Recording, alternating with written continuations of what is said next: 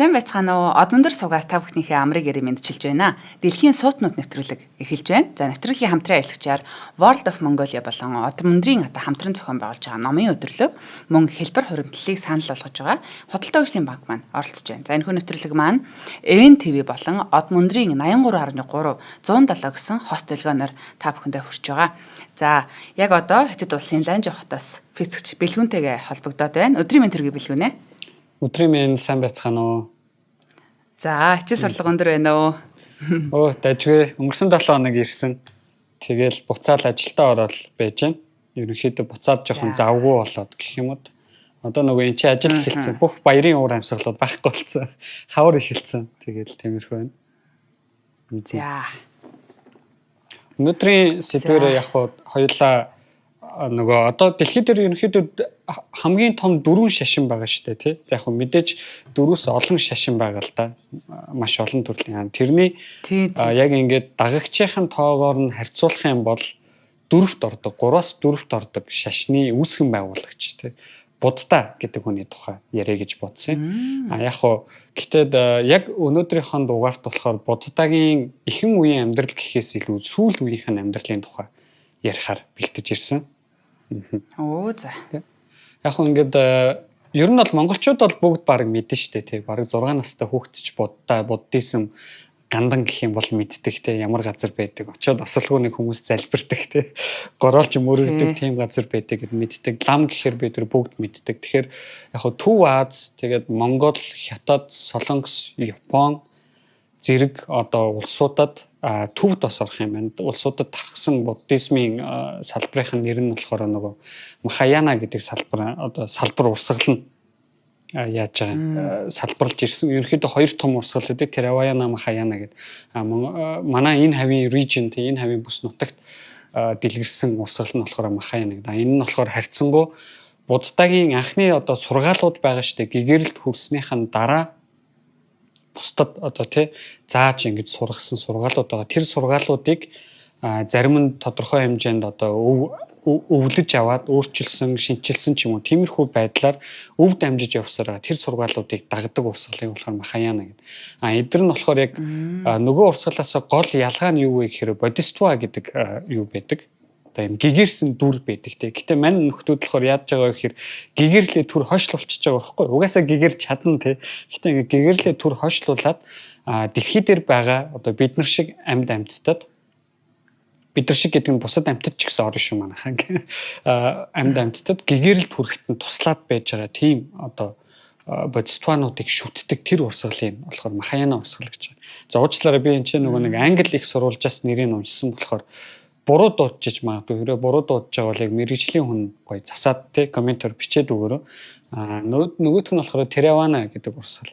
Тэгээд ягаад ингэж хэлж байгаа хэрэг нөгөө эн чинь шашны салбар ярьж байгаа учраас миний мэрэгжлийн салбар биш. Би болохоор энэ дээр цэвэр сонирхогч болчихно тий. Яг ингээд нарийн нөгөө нэг гүн юм руу норсон шашин судлаач бол би биш. Тийм учраас Будда гэдэг хүний амьдрал руу л илүү өнгөн. Гэхдээ мэдээж Будда гэдэг хүний амьдрал руу хоёулаа өнгөөхөр буддизмын тухай ярихаас аргагүй болно тийм үү. За тийм. Тэгэхээр нөгөөх нь ингээд Theravada гэдэг салбар. За энэ болохоор Шри-Ланк, Таиланд гэдэг урсгалуудад гинэ. Улсуудад илүү дэлгэрсэн салбар байгаа юм. За өнгөрсөн жил би нөгөө нэг Таиландд цэрний зуны сургуульд суугаа явж байхад бид нар яг нөгөө нэг Таиланд гэдэг хамгийн том буддын сүмүүд рүү орсон байхгүй. Тэнгүүд тэнцээ ингээд тайлбарлагч гарч ирээ. Тэр нь болохоор юм лам байгаа. Юу зааж байгаа хэрэг буддын үндсэн 4 байрлал байдаг. Постур гэдэг. Ингээ хөвтөж байгаа буддаа, алхаж байгаа буддаа, алхаж байгаа буддаа гэх мэт юм янз янзын буддын ийм байрлалууд байдаг. Эдгээр нь өөрөө буддын сургаалтайгаа холбогддог гэж бид тайлбарлаж өгч байгаа. Яагаад холбогддог ингээд нөгөө нэг тий би болохоор нөгөө нөхрийн бараг хил амын сугалчих гээд яагаад наа чи ингээ яаж явж байгаа яагаад хөвтөж байгаа юм бол тий холбогчтой ингээ ингүүд энэ бол ерөөсө буддагийн амьдралтай холбоотой байд юм тий. Одоо ингээд буддаа баруун талаараа хөвтцэн гараа ингээд тулаад тохолдож хөвтнө гэдэг үг тий. Тэгэж хөвтсөн энэ нь болохоор ингээд буддаа өгөхийнхаа өмнө одоо нэгсэндээ буддаа маань өгөхдөө ийм дүрээр хөвтсөн. Тэгээ юм 2 сала мод гэдэг 2 модны голд хөвтсөн гэж байна. За сала модыг монголоор би яг нэрийг хайгаад олоогүй. Тэгэхээр миний олсноор бол сала модл гэж орчуулна гэж гарч ирж ирсэн. Энэтхэг болон Хуучин энэтхэгт санскрит хэлнүүд дээр бол сал мод гэдэг нэртэй юм билээ. Бас өөр юм Махаяна мод энэ төр юм янз янзын нэрнүүдтэй мод юм бил. Яг утга нь бол ерөөсөө буддаг нас ороход буддаа тэр хоёр одоо ихэр мод гэж байгаа байхгүй. Хоёр модны голд очиж баруун талаараа тохиолдож чивтээд тэгээ сүүлийн сургаалаа хийлээд тэгээд нас орсон. Буддаг нас ороход нөгөө хоёр мод ч гэсэн амьд одоо биет штэ тий ургамалчин амьд биет. Чи нөгөө ингээд нараар үлсдэг, усаар үлсдэг амьд биет байгаа штэ. Тэгээ тэр модт нь ингээд дэлбэлээд цэцэг навчаа ингээд дэлбэлээд буддад юм хүндэтгэл үзүүлжсэн гэсэн түүх ярьж өгч байгаа. Тэгэхээр одоо баруун талаараа хөвчдөг буддагийн энэ постэр одоо барил нь болохоор буддагийн одоо паринирван дүр гэж байгаа байхгүй. Тэр нь болохоор бидний өдөр тутмын хэллэгт бол буддаа нас орж байгаа тий.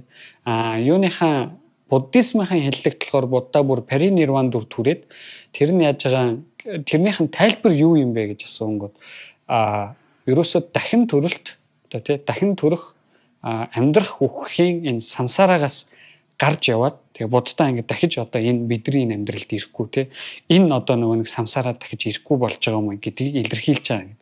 Тэгэхээр дахиад асуув штэ. Тэгвэл самсараа гэж юу ингэ асуу тий. Тэгэнгүүт буддизмд болохоор самсараа гэдэг нь бол ерөөсөө л энэ хүн гэдэг амьтны кармагаар ингэж өдөөгдөж тий явагдаж идэг. Кармагаар ингэж өдөөгдөж явагдаж идэг юм хүрд амьдралын хүрд гэж байгаа байхгүй. Энэ хүрд бол ерөөсөө л амьдран үхэн дахин төрнө гэдэг юм хүрд байдаг. Энийг самсараа гэж нэрлэнэ. За энэ бол өөрөө нэг юм зовлон гэдэг юм зүйлийг бид нар өөртөө тээж төрдөг тий. Зовлон бид нар үйлддэг, бид нар ингэ шаналлыг үйлддэг, бид нар ингэ шаналдаг. Англиар болохоор suffering гэдэг штэ шаналл гэдэг. Энэ зүйлтэй ингэ бэж идэг. Тэгээ ингээл энэ самсарын хүрдэнд бид нар эргэлдээд бэж идэг. Энийгээ одоо ингэ самсараа гэж нэрлэлж байгаа юм а тий бидний амьдралын хүрдийг самсараа гэж нэрлэж байгаа. Буддаа болно гэдэг нь болохоор болоод паринирван дүр төрнө гэдэг нь энэ самсараа дахиж ирэхгүй тий. Одоо нөгөө нэг хоёулаа юуныхаа одоо орныхын хэллэгээр ярих юм бол манай ертөнцид дахиж төрөхгүй болчихж байгаа байхгүй ерөөсөө. Тэр хүний энерги одоо тэр хүнд мэдээж юм потенциал болон кинетик энергиуд байгаа шүү дээ. Тэр чинь нөгөө молекултай тий захиргаан соронзын энергиуд ингээ потенциал энергиуд хөрвүүлэгдсэн байж байгаа тэр нөхөр. Тэр энерги нь нас орсны дараа байгальд эхлээд шингээд буцаагаад буддаа гэдэг дүрийг бүтээхгүй л гэж байгаа байхгүй. Гэхдээ угаасаа дахин төрөхгүй юм байна. Өөр газар дахин төрөх юм байна тий. Тэг магадгүй тий өөр газар дээд ертөнц ч юм уу доод ертөнц ч юм уу тийм зүйл байдаг бол гэж бодъё тий. Би нөгөө хоёулаа нарийн мэдгүй штэ буддизмтэй. Энд чинь нөгөө нэг паривана махаяна гэж салаад дээрэс нь нөгөө нэг шарын улааны гэж салаад явчихаараа тухайн шашны ямар номлыг дагаж байгаасаа шалтгаалаад одоо там гэж байгаа юу, дивачин гэж байгаа юу, дээд ертөнц гэж байгаа юу, доод ертөнц гэж байгаа юу гэдэг нь янз болоо явчихж байгаа байхгүй тий. Яг оригинал одоо тий буддизмд болохоор тэр лам ахын хэлснээр бол тийм юм байхгүй. Энэ бол ерөөсөн манай ертөнц гэдэг ганц ертөнц байна. Гэтэ энэ ертөнц нь бидний одоо энэ физик ертөнцөөр ингээд ярьдаг штэ. Орчлон ертөнц тий материутай, галактикуудтай гэдэг энэ ертөнц чинь биш ээ. Бидний энэ яриад байгаа ертөнц гэдэг нь юу хэлээд байгаа гэхээр ерөөсөө хүний амьдралыг хэлж байгаа гэж байгаа байхгүй. Ерөөсөө бидний энэ амьдрал тий төрн тэгээд ингээд том болно хүнтэй суун хүүхд гаргана гэр бүл зохион бла бөө юм болно тийм үү зүгээр ингээд энгийн одоо амьдралыг харах юм бол энэ амьдралыг л бид нар ертөнц гэж хэлээд байгаа юм гэж байгаа байхгүй түүнээс биш танаа физикч нарын ярьдаг шиг нөгөө нэг юм байгалийн хуультай ертөнц өөр юм байгалийн хуультай ертөнц биш тэгээд өөрөө бас зүгээр бид хэд дараа нь оройн нөгөө хүлээ авалтан дээр яриа сууж байгаа ингээд буддизмыг хүмүүс маш их одоо квант физиктэй холбогддог гэж байгаа. Энэ нь бол өөрт нь ч таалагддаггүй гэдэг. Энд чинь ингээд шал өөр хоёр юм ярьж байгаа. Одоо нэг нь тэмээ ярьж байгаа, нэг нь ямаа ярьж байгаа. Наад хоёр чинь хоорондоо дөрвөн хөлтөөл юм би чи нэг амтан байж таараа гэж байгаа. Адилхан юм ярьж байгаа гэж юм ярьж байгаа. Тэгэхээр би бол тэр нөхөртөө яг энэ дээр нь санал нийлж байгаа. Энэ бол шал өөр юм тий. Тэгэхээр буддизмын тэр ертөнц гэдэг нь бидний энэ амьдралын хүрдийг хэлээд байгаа байхгүй. Тэгэхээр энэ амьдралын хүрд рүү дахиж ирэхгүй тэр дүрлүү манай одоо дахиж ирэхгүйгээр паринирван дүрлүү очиж байгаагаа буддаа нас орж ийн гэж хэлж байгаа байхгүй. Тэгээ буддаа маань 2500 жилийн өмнө нас орсон. Ингээд паринирван дүрд орсон. Шавнар нь буддааг яагаад кремет гэдэг чинь одоо чандрална гэсэн үг шүү дээ тий. Чандарлаад тэгээд чандрын 8 өөр хэсэгт хуваасан байна. Энэ нь болохоор бас нөгөө талаар нөгөө буддын гэгэрэл төрөх 8 зам гэж үүдэг шүү дээ. Eightfold Way гэдэг. Тэрнтэй төстөв холбогддог гэж хэлж байсан. Тэгэхээр 8 хэсэгт хуваагаад тухайн үеийн энэтхэг улс даяар ингээд 8 өөр хаанд аваачч өгөөд тухайн үеийн одоо тийм энэтхэгт амьдарч исэн 8 өөр улсын хаанд өгөөд мэдээч нэг нь болохоор Шакья клан буюу одоо Шакья бүлгэм гэх юм уу да монголоор бол нөгөө нэг боржгон алтан ураг энэ төр гэдэгтэй төсдөө шүү дээ тий. Дээр үед одоо нөгөө Чингисийн үед байсан тэр овог аймагуудтай төсдөө. Тэр хаанууд өгөөд тэгээ ингээд буддизмыг цааш нь дэлгэрүүлэх зорилготойгоор. Тэр дэлгэрүүлж байгаа хүмүүсээ болохоор санга гэж хэлдэг. Одоогийн бидний мэдгээр бол нэг ламнар واخхгүй юу. Буддизмын тэр сүмийг дагдаг хүмүүсээ болохоор санга гэж хэлдэг байсан. Тэгээ ингэж хуваасан гэж хэлдэг. За эндээс би чамаас нэг юм асуулт асуумаар байна. Тэр юу гэхээр зүгээр ингээ хөв хөний бодлын асуулт.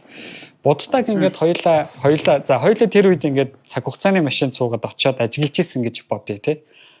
Тэгэнгүүт чиний бодлоор 2500 буддаг ингээд 2500 жилийн өмнө чандарлаад 8 хуваагаад тэр чандрыг мэдээж нэг газар хадгална шүү дээ тий.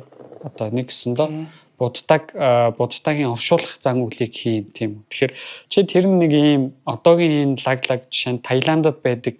Таиланд гэдэг буддын сүмүүд бол нүл алтуугаа өстэй тий. Зүгээр юм гялалцсан юмнууд л байж байдаг. Гэтэл төвдөд бол эсэргээрээ шүү дээ тий. Илүү энгийн хятадд бүр эсэргээрээ.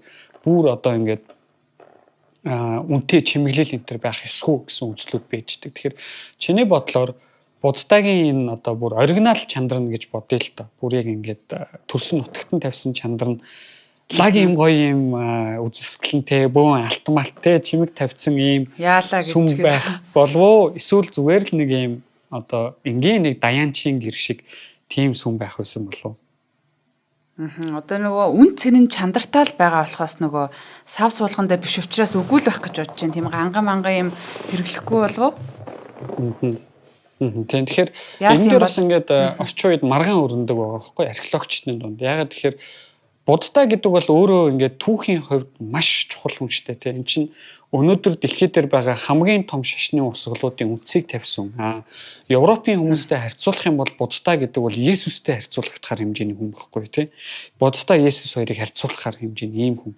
Одоо монголчуудтай харьцуулах юм бол Чингис хаан байхгүй. Бид нар өнөөдөр Чингисийн онгоныг олох юм бол ямар том нээлт болох вэ тий. Археологийн хувьд энэ чинь асар хүчтэй маш том нээлт болно. Тэгэхээр буддагийн чандар гэдэг бол өөрөө бас юм археологийн шинжлэх ухааны хувьд маш том нээлт байна. Дээрэс нь буддын сургаалаа хараад үзэх юм бол 8 ширхэг буддаа сурахтаа юу гэж зааж одоо сургаад өнгөрсөн бэ гэхээр эхлээд за одоо ингээд яг үндсэн сургаал нь бол ингээд бүр юм экстрим те баян чинэлэг юм тансаг амьдрал руу бид нар явж болохгүй. Эн чинь шунал те бидний шунлыг үүдэн. Нөгөө талаар бас бүр тарчиг ядуу амьдарч болохгүй те. Бүх юм хаяад ерөөсөө зүгээр л нэг юм даавуу нөмрөөл үсээ хосож орхиол те humсаа аваад ингээд ийм амьдралаараас амьдарч болохгүй. Жинхэнэ одоо нирван дүрд хүрэх будда болох энэ замналчин өөрөө энэ хоёр экстремийн дунд байна гэж байгаа байхгүй юу? Аль нэг туйл руу орж болохгүй тий. Аль нэг туйл руу орох юм бол бид нар ячдаг. Ямар нэгэн байдлаар тодорхой шуналтаа хөтлөгдөд төрчдгөө. Дунд нь л ингэ байж ах ёстой гэж заадаг байсан байна. Тэгэхээр буддын одоо манай Сиддхарта Гаутамаг ярьж байгаа шүү дээ тий. Одоо нөгөө манай буддагийнх нэрийг ч хэлээгүй. Сиддхарта Гаутамагийн шарил маань шарил гэж байхгүй л те одоо чандрыг оршуулах ёслол хийхдээ айгүй гоё сүм барьсан байх магадлал их бага болчихж байгаа. Буддын сургаалыг дагдаг санга нарын бүр ингээ ямар онол байдаг вэ гэхээр ерөөсөө л ийм гоё энгийн нэг юм шаврын вааранд чандрыг хийгээд тэгээд яг гэрээс нь холгүйхэн Пиравана гэдэг газар доошоо газар булаад дээр нөгөө юм цэцгийн үр тавиал тэгэл ингээл орхисон байж магадгүй гэж үздэг. За энийг ингээд сонсоход тодорхой хэмжээнд яг юм буддизмтай таарж байгаа үстэй бидний мэддэг буддизмтай их таарж байгаа. Гэтэл түүхийн хувьд юу болсон гэхээр хоёул хамтран ажиллагчаа танилцуулчаад үргэлжлүүлээ ярих уу тий. За тэгээ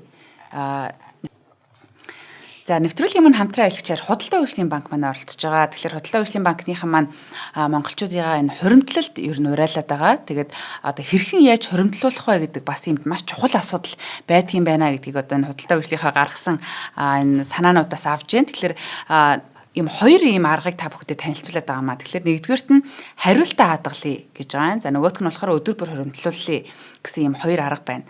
За энэ арга техник нь ер нь айгүй чухал юм бэлээ. Альва юм хийхэд те. За тэгэхээр хариултаа хадгалъя гэдэг нь болохоор та өөрийнхөө одоо 1000-аас 50000 төгрөгийн хооронд одоо хэдээр бүхэлжлэх вэ гэдгээ гэрээгээ хийхдээ сонгоод карта дэлгүүрт одоо зурх болгондоо одоо жишээлбэл 8500 төгрөгийн юм худалдаа авлаа гэж бодоход таны одоо данснаас 1000-аар бүхэлжлэхийг сонгосон бол 9000 төгрөг одоо шууд гарнаа л гэсэн үг. За хэрвээ одоо 5000-аар бүхэлжлэхийг сонгосон байлаа гэж бодоход 6500 төгрөгийн юм худалдаж авлаа гэж бодоход одоо 3500 төгрөгийг илүү уншигдах нь байна штэ гэж ер нь ойлгож болно. За тэгэхээр карта унших болгондоо та яг өөртөө ч мэддэхгүйгээр одоо нэг тийм том зүйл болохгүйгээр хуримтлалаа одоо нэг мэдгэд үүсгэсэн байх юм аа. Тэгээд одоо яг өөрийнхөө боломж болцоондоо тохируулаад яг хэдээр хуримтлуулах вэ гэдгээ бол одоо гэрэн дээрээ тусгах нь мэдээж. За өдөр бүр хуримтлуулъя гэдэг нь бас гоё.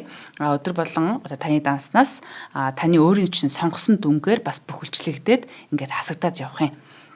За тэгэхээр энэ ямар нэгэн одоо дарамт байхгүй, том шийдвэр гараад байгаа юм байхгүй те маш бага хэмжээгээр таны одоо хэрэглээ тохирсон ийм хуримтлалыг нэг мэдгэд одоо танд үүссэн байх наа. Тэгэхээр энэ хуримтлалаа ашиглаад ямар нэгэн том зүйл худалдаж авсан хүмүүс байдаг юм уу? Гадаадд аялалтаа зарцуулсан гэдэг одоо хүмүүс байна те.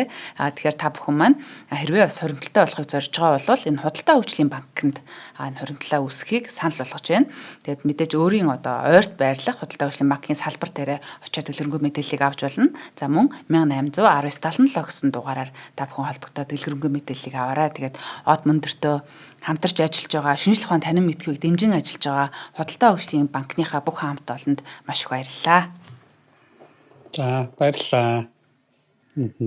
За тэгэхээр одоо ингээд бодтаг чандарлаад 8 хуваагаад чандрын 8 хуваагаад 8 өөр газар 8 хаанд өгсөн гэж. Тэгээд тэгсэн юм байна. Чандрын мэдээж ингээ гоёор болсон тий маш энгийнээр айгу симплэр юуг нь оршуулах замыг хийсэн гэсэн үг шүү дээ. Тэг өөрөө угаасаа тийм зүйлүүдийг айлддаг гэсэн. Дээрэс нь өөрийнх нь хамгийн сүүлчийн сургаал нь ерөөсөө л юу ч мөнх бос тий бүх зүйл ерөөсөө энэ орчлын ертөнцийн мөнх юм байхгүй. Манай ертөнц хүртэл яг мөнх босоо гэдэг чинь өөрөө ийм маргааны сэдв шүү дээ тий. Гэтэ энийг хамаагүй ингэж холбож болохгүй л тий. Тэгэхээр ийм маргааны тэгэхээр энэ дэлхийн энэ амьдралд бол юу ч мөнх бос ямар нэгэн зүйл төрсөн бол хөх замтай. Гэхдээ энэ амьдралын самсараас бид нар ангижирч чадна. Тийхийн тулд бид нар одоо нөгөө буддизмын 8 гэгэрэл төрөх 8 замыг дагаад тэгээд нөгөө 4 үнэнг ойлгоод тэгэх юм бол ингээд нирван дүрийг одоо нирван дүр гинэ. Тэгээ нирван дүрийг үзнэ одоо будда болно гэж байгаа тийм сургаалыг хэлсэн байна. За ингэсэн чинь ингээд 2500 жилийн өмнө будда гэдэг хүн маань нас бараад тэгээ ингээд оригинал буддизм байхгүй боллоо. Тэгээ мэдээж буддизм ингээд Аз даяар маш хүчтэй тархсан урсгалууд байна. Тэгээ бүр хятад руу тэгээ Төв Аз руу орж ирэнгүүтээ эн чин зэн буддизм энэ төр гэдэг янз янзын салбарууд бий болчихж байгаа шүү дээ. Тэр нь ерөөсөө л анхны буддагийн сургаалаас бид нар алиг нь одоо тухайн багш маань лам маань ч юм уу эсвэл тухайн номлогч маань аль урсгалын илүү одоо надад үйлчилж гин надад илүү одоо make sense байна гэдгийг тэгээ надад илүү тохирч гин гэдгийг сонгож аваад үргэлжлүүлээ явчихж байгаа байхгүй. Энэ утгаараа эн чинь бол бас яг христийн шашинтай адилхан библийн би аль библийг дагах уу? Библийн ямар сургаалыг би илүү гүнзгийрүүлж авах уу? Тэгээ би ертөнцийн эзэн шүтгүү эсвэл тийм гэгэнтнүүдийг шүтгүү гэдэгтэй адилхан. Муслим ч гэсэн адилхан. Исламын шашин маань ч гэсэн дотор янз янзын урсгалуудтай байдаг. Энэ бол ерөөсөө л тэр анхны сургаалаас би тийм алиг нь дагах вэ гэдгээс шалтгаалж байгаа. Энэ шашнууд бол бүгд ийм. Энэ дээр бол бид нар ингээд чи католик би протестант чи тэрвана би махаяна хоёлаа харилцъя гэдэг хэрэггүй байхгүй юм чи. Эцсийн бас үндэслэгч нь нэг хүн юм чи. За ингээд тархсан байна. Тэгсэн 200 жилийн өмнө 200 жишээн л да яг 140 орчим жилийн өмнө энэ итгэгт айгуу том археологийн нээлт болцсон. Вильям Пепе гэдэг мань нөхөр бол худалдаачин байж байгаа сүүлдээ археолог сонирхоод энэ археолог сонирхогч болсон байна.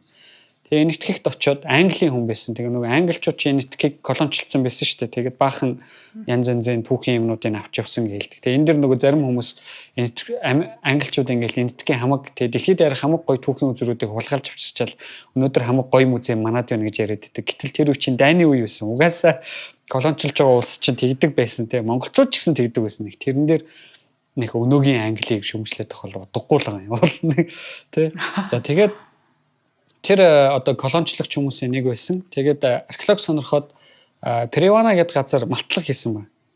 Малтлаг хийсэн чинь жижигхэн ваар гарч ирсэн. Тэр ваартаа цуг маш их алт, маш их сувд маш их үнэтэй зүйлүүд гарч ирсэн байхгүй. Манай хүн бол тэр үнэтэй зүйлүүдийн тоогоогүй. Ваарн дотор юу байна гэдээ үзсэн чинь хамгийн сонирхолтой нь ваарн дотроос чандар гарч ирсэн байна.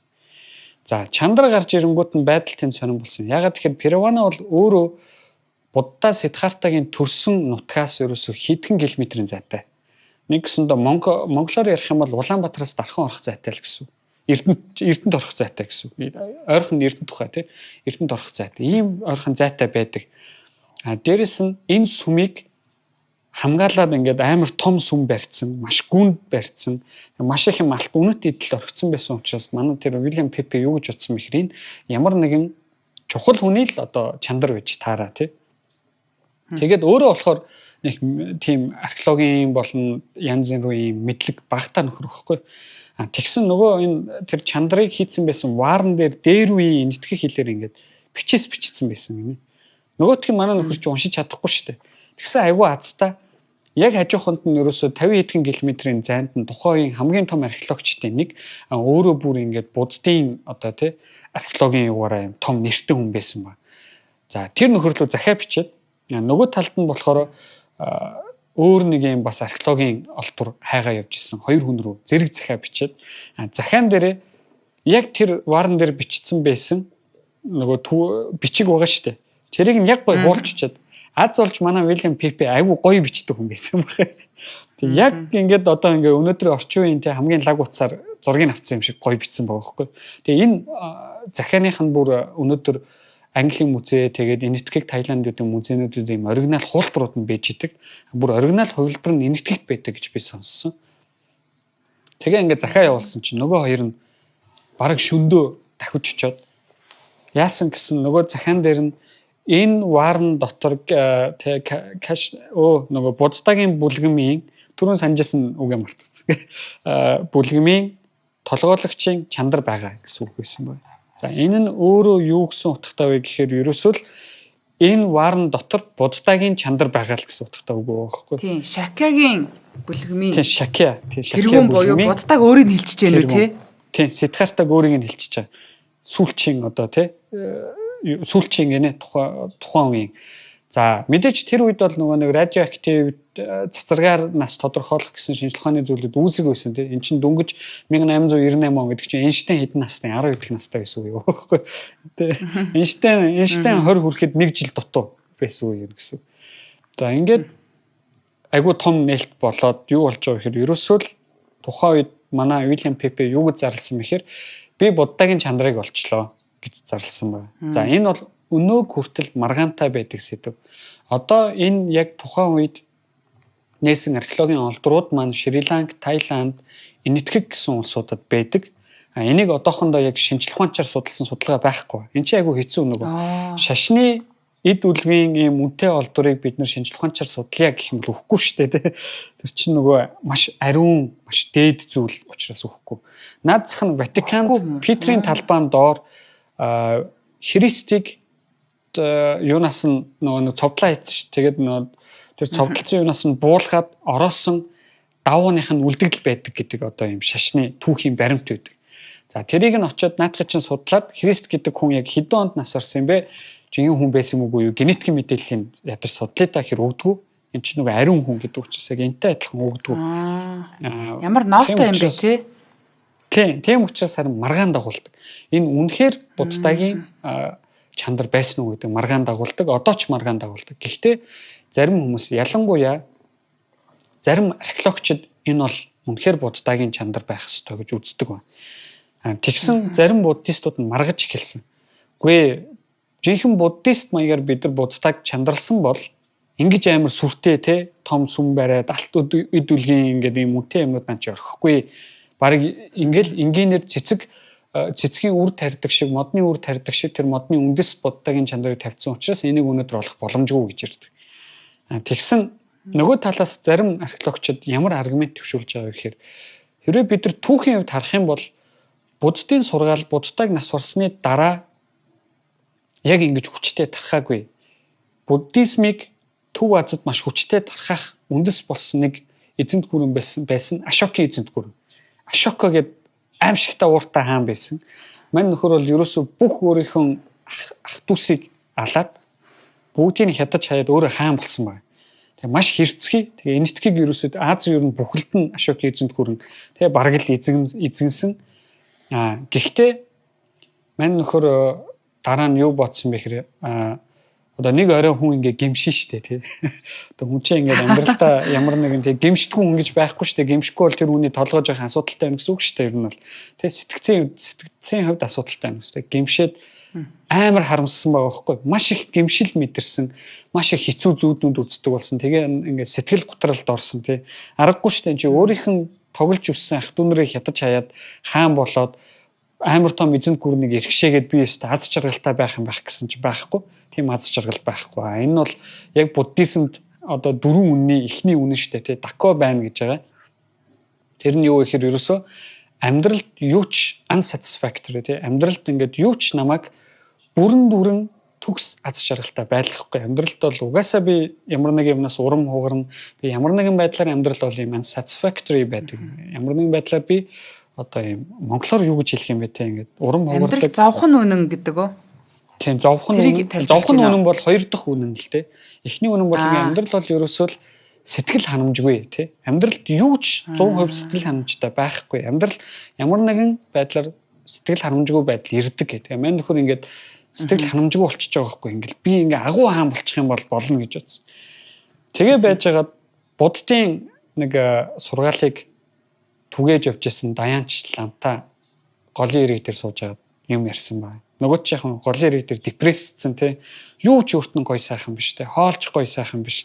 Гой хүүхэнч гой сайхан биш тий. Ерөөсөн утгаа алдсан амьдрал нь. Тэгээ ярьсан чинь нөгөө ламанд буддын сургаалын тухай ярьж өг. Тэгээ дөрвөн үнэнг ярьж өгч байгаа байхгүй. Амьдрал бол угаасаа л сэтгэл ханамжгүй байдаг. Эхлээд бид нар энэ үнэнг ойлгох хэрэгтэй. Амьдрал зовхон үнэн тий. Амьдралд шаналх нь үнэн.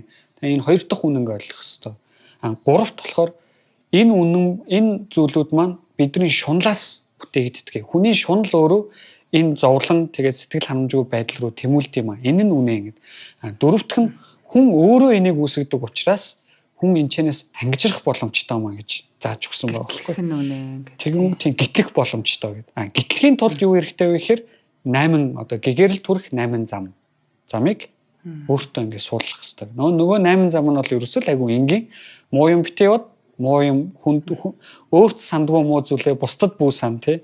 Зөв үргэлж зөв юм бод, зөв бодолтой бай, зөв сэтгэлтэй бай, зөв үйлдэлтэй бай, зөв амьдралтай бай гэх мэт тий. За үлдсэн гурын манай сонсогч нар гэрийн даалгавртаа олоорой. Энийг бол угаасаа бидэрт багаас заадаг байсан нэр анзаарах юм бол тий. Дээрэс нь энэ бол нэг орчин үед ч юм уу эсвэл ингээд жоохон юм боддог хүнд бол нэг заавал буддаагаар дамжуулж олоодох юм биш. Зөвхөн миний л хувийн бодол шүү. Энэ бол яг хөө буддаа бидэрт зааж өгж байгаа нь гоё. Яг л буддаа биднэрт нэг instruction manual тий гарын авлага үлдээсэн байхгүй юу.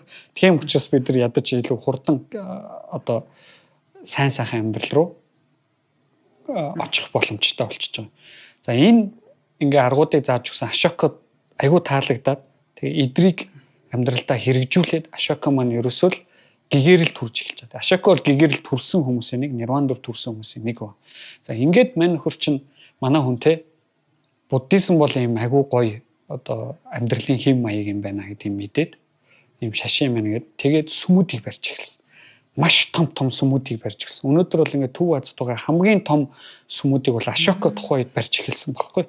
Маш том сүмүүдийг барьж эхлээд ерөөсө буддагийн тэр лаглаг одоо ингээд завлаа суусан буддаа хөвтөж байгаа буддаа гэсэн хөшөөнүүдийг бариад за яг шашин маягаар шүтэж эхэлж байгаа.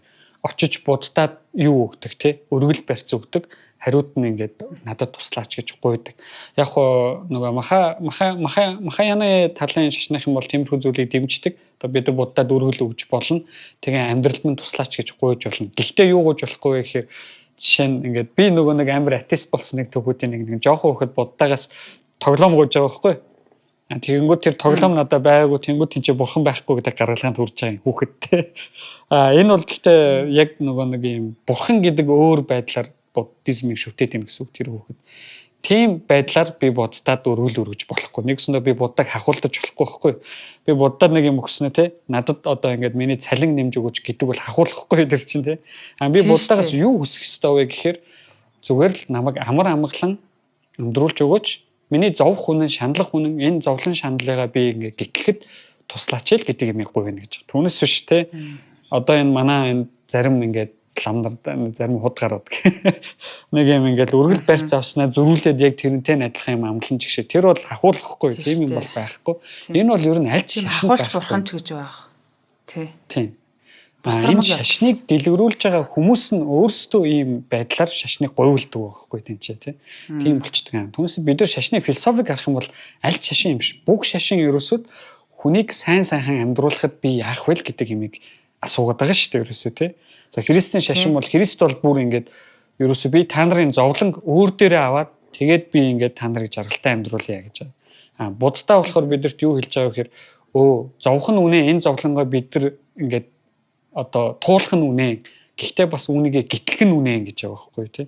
Тэгэхээр илүү буддизм бол илүү атеист шашин байхгүй. Буддизмд ямар нэгэн ертөнцийг бүтээсэн нэг нөхөр байхгүй тий. Ямар нэг юм төгс хүчтэй хүн байхгүй. Буддизм чи өөрөө бурхан болж болно гэж байгаа тий.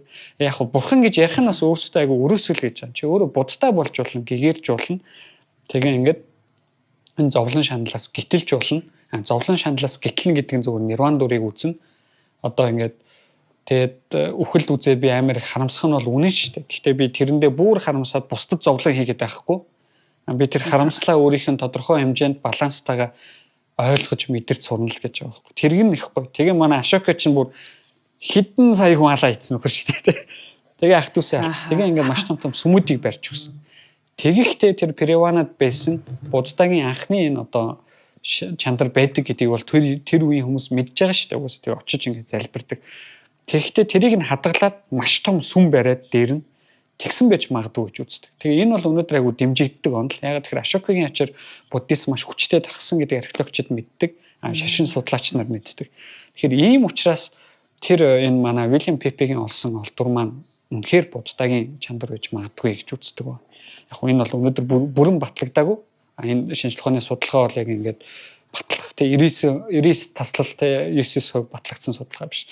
Дараа нь юу болсон гэхээр өөр маш олон газруудаас буддагийн чандар олдчихлоо гэж гарчирсан. Жишээ нь Афганистан, Шри-Ланка, Сингапур зэрэг улсуудаас эдгээр нь яг адилхан бүрэн судалгаа хийгдэг байгаа. Хамгийн сүүлд Хятадаас Нанжин гэдэг газараас буддагийн бас чандарыг олчлоо гэсэн ийм археологийн олдвор олдсон. Гэхдээ бас энэ бол одоо ч гэсэн судлагдсаар явж байгаа. Энэ ерөөсөө 3-5 жилийн өмнөх олдвор байхгүй. Яг энийг нарийн олохын тулд чинь бид 2500 жилийн өмнөх түүхийг ярьж байгаа шүү дээ. Тэгэхээр тэр бүх түүхийн гарал үүсэл, бичиг бүх юмыг ингээд нарийн холбоод тэр бүх доотууд хоорондоо цэгүүтэй яг гой нарийн холбоо бүсний дараа энэ үнэхээр будаа хөвж магадгүй байна гэж хэлэх боломжтой бол.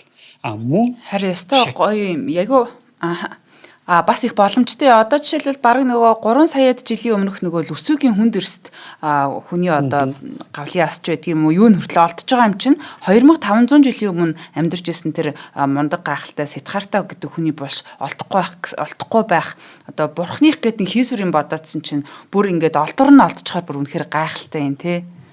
Тэгээ энэ бүр агуу гоё байгаа шүү дээ тий. Тэгээ ингээд маш гоё Хятадаас тий олцсон. Одоо ингээд харах юм бол сая ингээд өөр 6 газар Шри-Ланка, Афганистан, Сингапур, Таиланд гэх мэт юм газруудаас бас буддагийн чандрыг оллоо гэсэн археологийн олдврууд байгаа юм.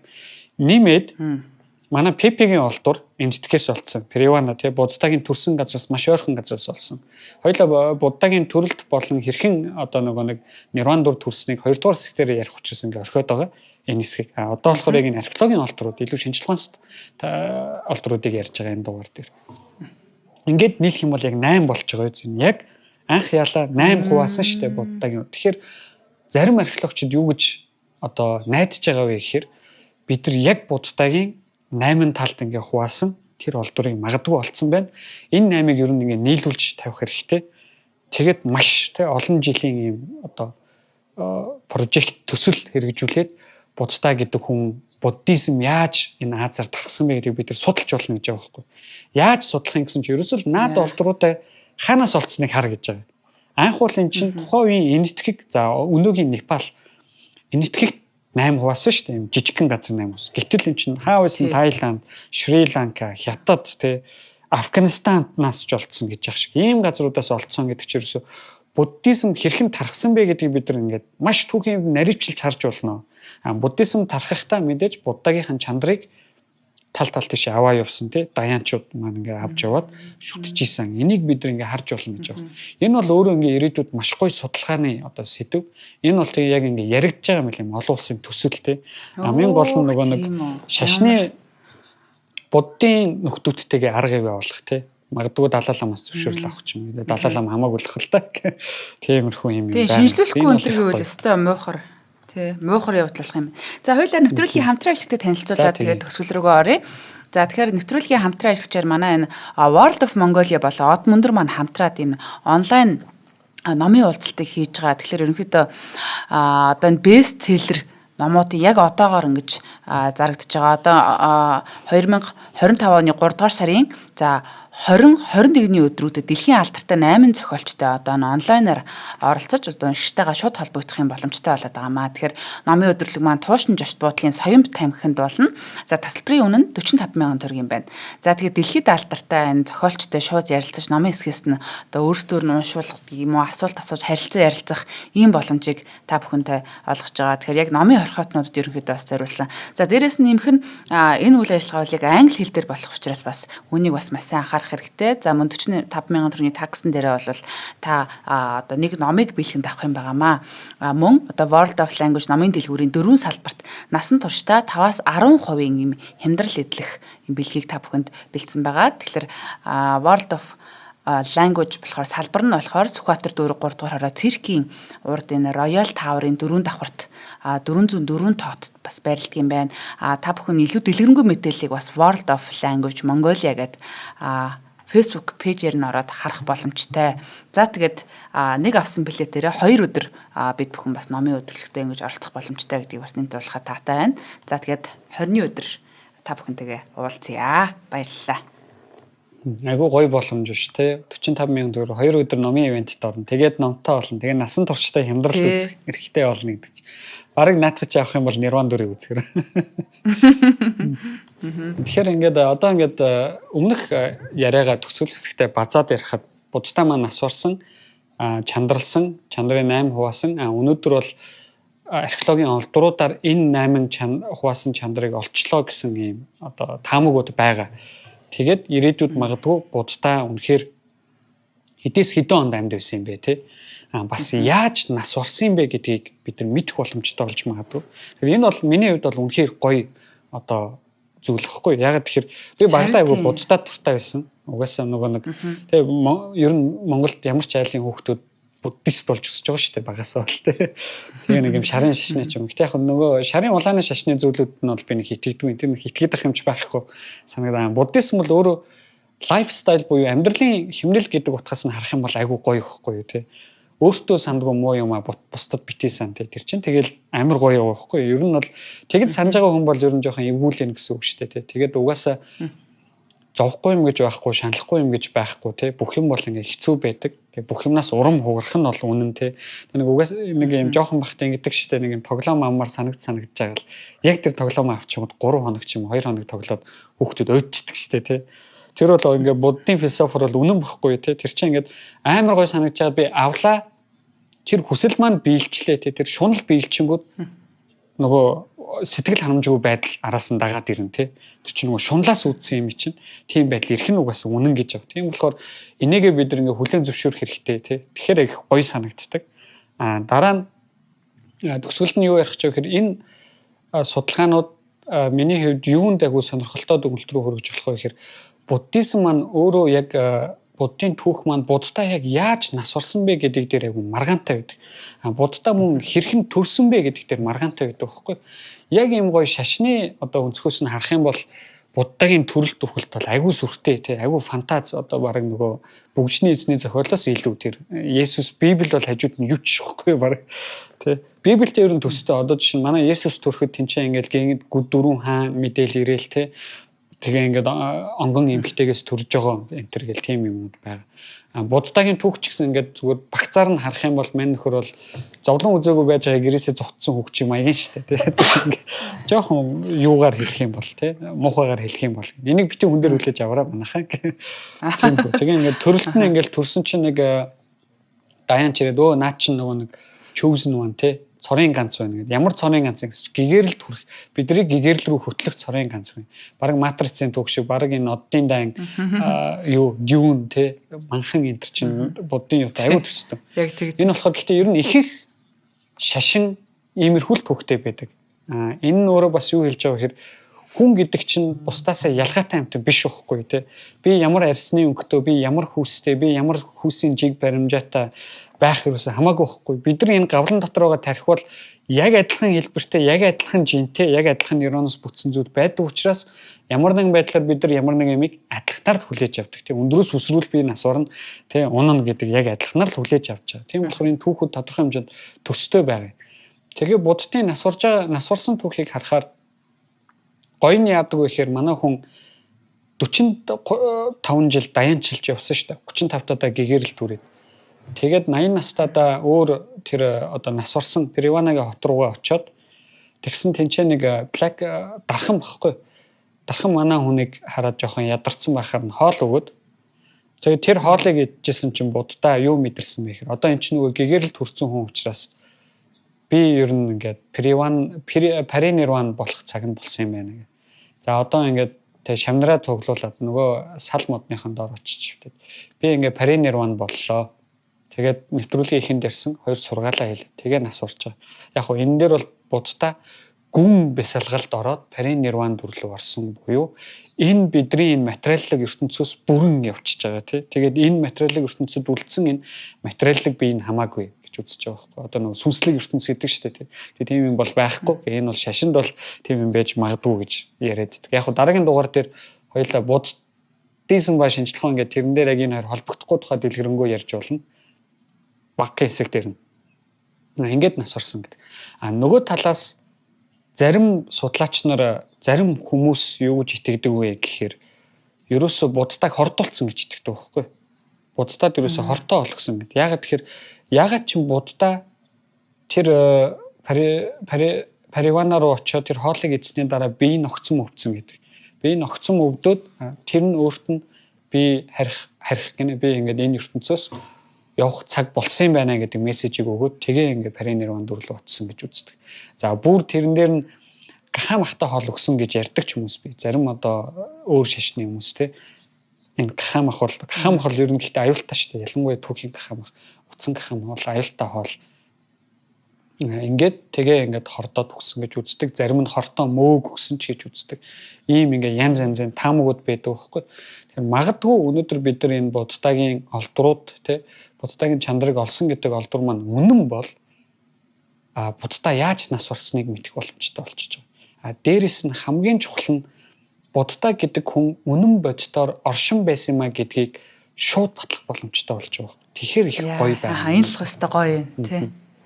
Одоо яг буддын одоо энэ одоо Есүс Христосын ч гэсэн одоо тэрийг бол би домог л гэж бодож байгаа шүү дээ. Одоо нөгөө нэг гэрэл орж ирээд хүүхдтэй болоод за энэ буддих ч гэсэн домог гэж одоо археологийн олдор хүртэл сонсох хүртэл ингэж тэгж боддог байсан байхгүй юу. Тэгтэл одоо сая бас нөгөө бэлгүүнэгийн маань ярьжсэн нөгөө Ашок хааны одоо яг тэр нөгөө Лүмб гэдэг нутаг дээр нь энэ нутаг бол буддагийн одоо өсөж төрсөн нутаг учраас би та бүхнийг татвараас чөлөөлж байна гэсэн ийм олдроос олцсон гэж сонсч байсан. Тийм олдор олдно гэдэг бол зүгээр гайхамшиг те үгээр хэлэх арга алга одоо бидний бурхан гэж боддог хүний те. За үнэхээр сонирхолтой байлаа. Тэгээд археологийн хэсэг бол маш их сэтгэл хөдлөглөө бэлгүнэ. Тэгээд нэвтрүүлгийн маань цагийн түрээд өндөрлж байна. Нэвтрүүлгийн хамтран ажиллагчаар World of Mongolia болон Од мөндрийн маань хамтран зохион байгуулж байгаа номын өдрлөг болон хэлбэр хуримтлалыг санал болгож байгаа. Худалдаа хөгжлийн банк маань оролцлоо. Тэгээд нэвтрүүлэг НТV болон Од мөндрийн 83.3 107 гэсэн хост долгионоор та бүхэндээ хүрлээ. За баярлалаа бэлгүнэ. Баярлалаа. Тэгээд хоёулаа дараагийн дугаараараа буддагийн яг төрөлт болон хэрхэн гэгэрэлд хүрсэн түүхийн тухай дэлгэрэнгүй ярилцгаая. Баярлалаа. Маш сонирхолтой байна. Баярлалаа.